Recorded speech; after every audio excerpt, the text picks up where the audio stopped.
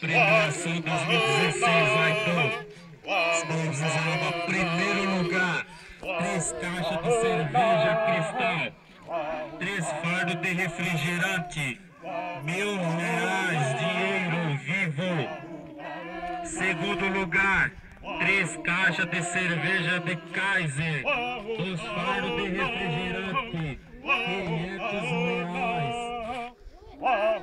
Terceiro lugar, 3 caixas de cerveja de Bavária, 2 fardos de refrigerante, R$300. Premiação.